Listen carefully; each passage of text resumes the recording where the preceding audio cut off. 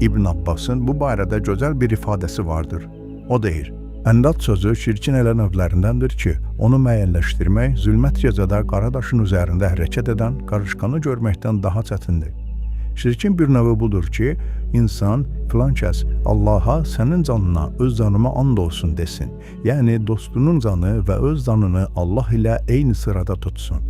Yaxud desin ki, əgər bu it olmasaydı, dünən gecə uğurluğa gələrdi. İtin uğurların gəlişinə mane olduğunu düşünür. Yaxud dostuna desin ki, Allah nə istəsə və sən nə istəsən. Bunların hamısı şirkdir.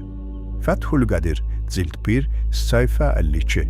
Hədislərdən birində bir nəfər Həzrət Peyğəmbər Salvatullahın yanına gələrək Allah və sən nə istəsən dedikdə Peyğəmbər Salvatullah belə buyurur: Məni Allaha şərik mi tutursam?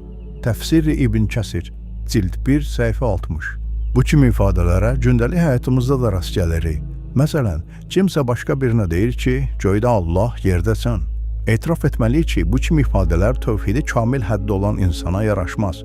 İmam Sadiq əleyhissalamdan nəql edilmiş bir hədisdə gizli şirkə işarə edilərək belə deyilmişdir. Məsələn, bir nəfər başqa birinə deyir ki, sən olmasaydın, mən həlak olardım, yaxud həyatım puç olardı. Vəsail-ü Şiyə, cild 15, səhifə 215. İnşallah, Yusuf surəsinin 106-cı ayəsinin təfsirində bu barədə ətraflı məlumat verəcəyik. Daha çox insan faydalansın deyə bu videonu bəyən və yadda saxla.